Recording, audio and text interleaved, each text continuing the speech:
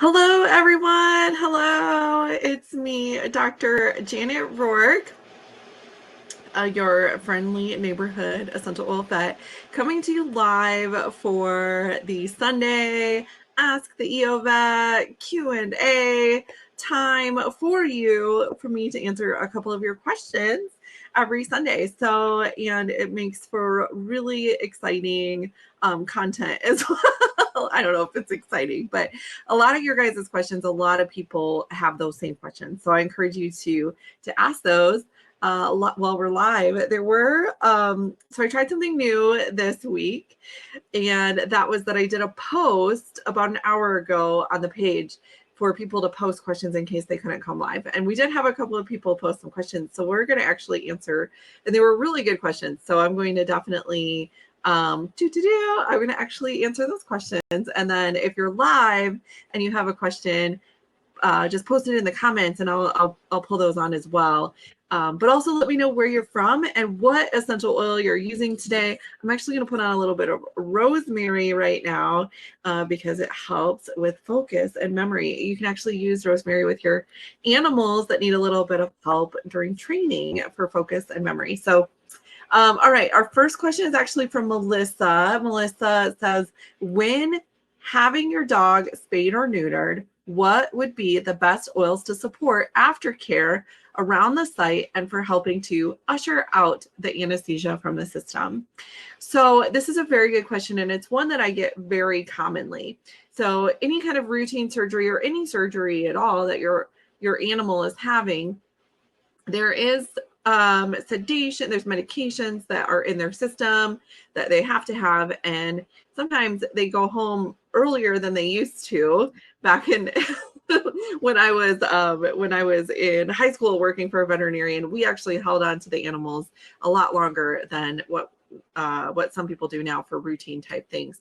So you might get your animal back and they're still seeing pink elephants is what I say. So they're like, what is even going on? And they're really kind of out of it. That's not necessarily a bad thing because we want them to be nice and quiet after a surgery. We don't want them to start licking or running around when we need them to be quiet and still, because they just had something pretty major going on. So that being said, the essential oils to help beforehand, we want to kind of support the immune system as much as we can. We have a great protective blend that you can actually give internally for that 2 or 3 days before the actual procedure, if you know it's coming. And then afterwards, which is what Melissa's question is, around the site, I like to do a combination of helichrysum and myrrh. Helichrysum and myrrh, and you can do 2 to 4 drops of each in an empty 10 milliliter roller bottle and top that off with fractionated coconut oil. You can put a little bit of frankincense in there if you want. You can put a little bit of spikenard in there if you want. But those two, helichrysum and myrrh, around the incision, not over the incision. So kind of stay away from the incision about a half an inch or a centimeter or so, because we don't actually want to go right over the sutures where they're at. So just to the edges of that is totally fine. And then, and you can do that 2, 3, up to 5 times a day, honestly, because it can help with itching. It helps promote the healing process, and then help the body's own healing process, and it can help with itching too. If it's really, really itchy, you can add in some additional lavender or Roman chamomile as well. Just a couple of drops is all that's needed in that 10 milliliter roller bottle. And then you're just using a little bit of that diluted blend over the top of that area. The Kids Calmer blend has a lot of these oils in it too. You can use that one if you just need something super fast and easy. For the anesthesia, I actually recommend internal use of oils in this particular case. And for internal use of oils, you want to make sure you look at your bottle of essential oil and make sure it has the supplement facts label on it. It has to have that supplement facts label on it in order to give it internally or say that it's safe for internal use. Not all essential oils are created equally, remember, guys. And so as long as it has that on there, and You can do 1 to 2 drops each. If it's a big dog, you can do 2 drops. If it's a small dog, just 1 drop each. Frankincense and copaiba, that can help process things. That can help with healthy inflammatory response. It can help with a little bit of calming. And then if you want to add in a little extra, juniper berry is actually really helpful to help support that liver kind of detox sort of a thing. Very good question, Melissa. Thank you for asking it. The next question we have is from Brenda. Brenda says, do you need to be careful of the oils that you use with dogs that use their nose for hunting and dogs that point when they get a scent? It's something that you do want to be cognizant of, but it's not something that anybody that I know of has had any problems with. Lots of hunting here in Texas, I have a lot of clients that have hunting dogs and use essential oils with them. Now, if you want to wait until and use the essential oils after the hunt, you can definitely do that if you're concerned about it. But as long as you're diluting it properly, it really doesn't actually interfere with them catching a scent typically. And it can actually help with focus and like I was talking about the rosemary earlier. So just make sure you're diluting it properly. If you guys need a little help with dilutions, we have a really good safety guide that has a dilution chart in it. I think on page 15. What is the link to that? Oh, here we go. essentialoilvet.com/pet safety for that free safety guide. You guys can grab that, and the dilution chart is in there if you need some help with dilutions. All right.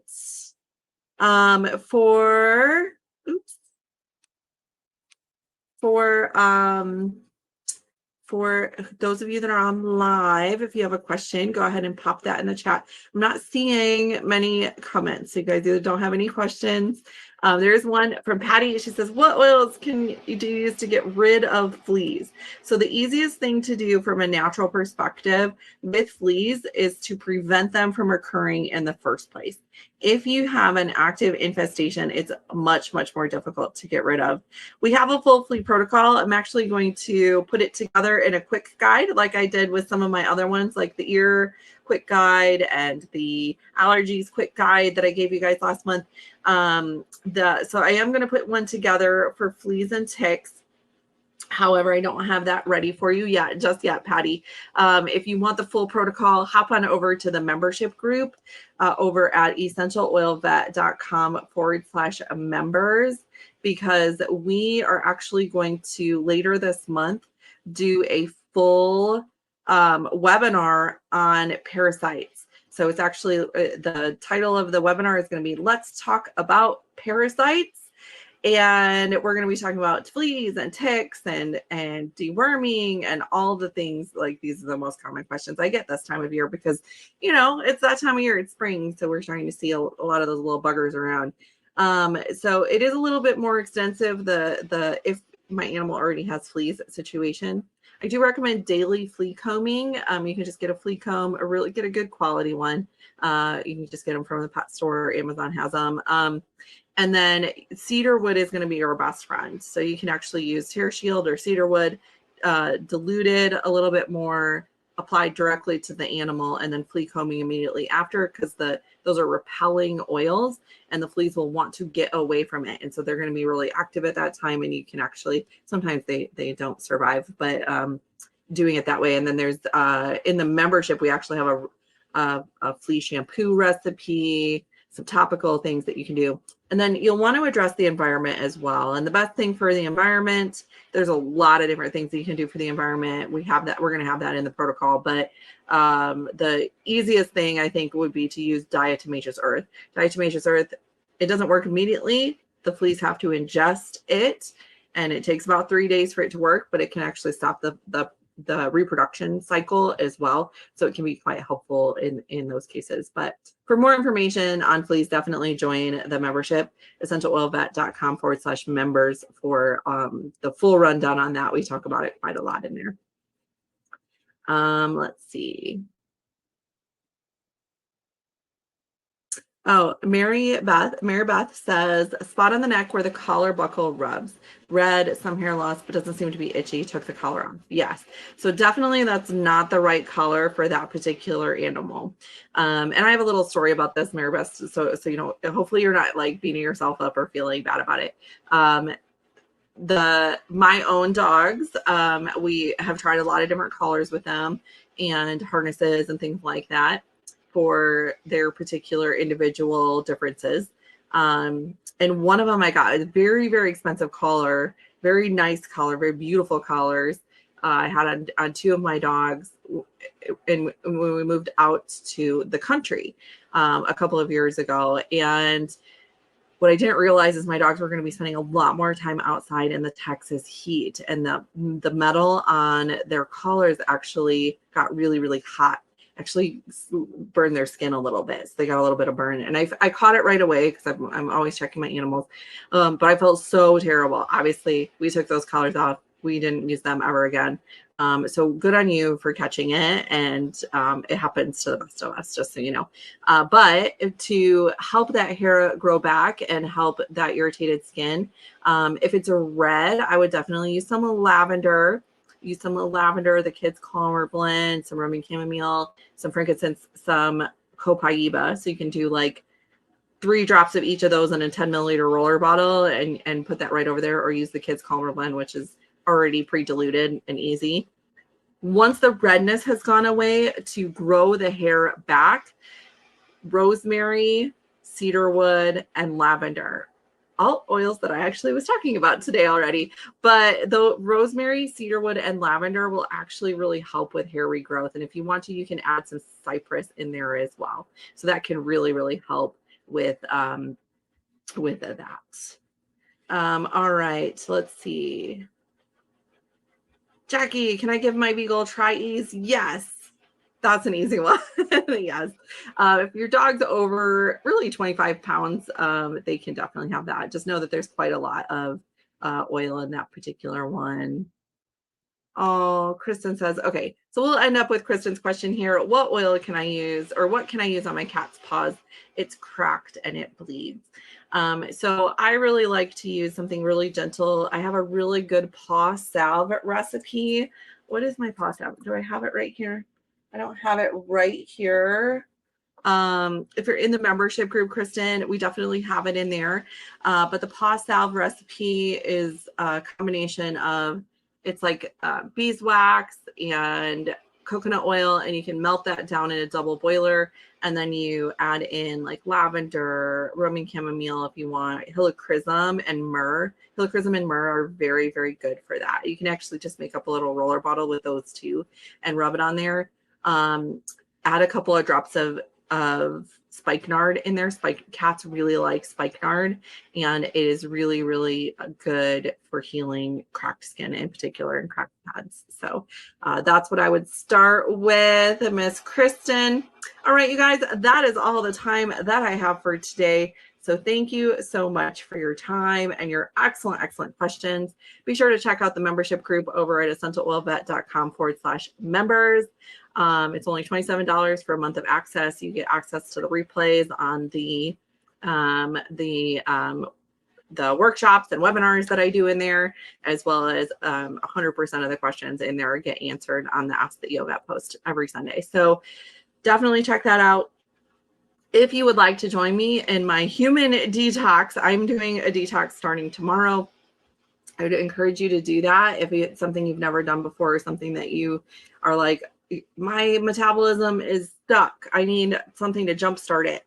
Usually a detox is in order. And that's what happened with me, is I was having some good success with my metabolism, getting it in order, and then kind of hit like a slow spot.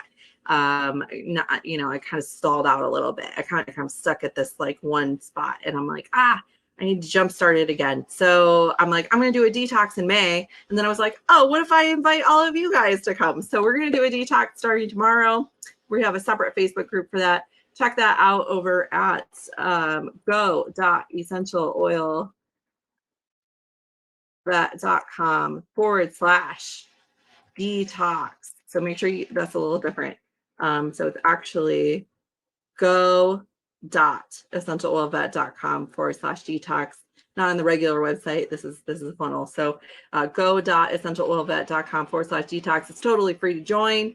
I'm going to be posting stuff in there anyways. So come on over. If you're like, I'm not going to get my stuff for like another week, that's okay. Come on over anyways. And you can join the prep and learning and just start taking your supplements whenever you get them. So encourage you guys to check that out. In the meantime, you guys have an amazing week. May is coming. Tomorrow is May. We are going to talk a lot about parasites next month, so stay tuned for that. And I will see you guys same time, same place, same streaming, I guess, here on Facebook every Sunday, 7 p.m. See you next week. Bye, guys.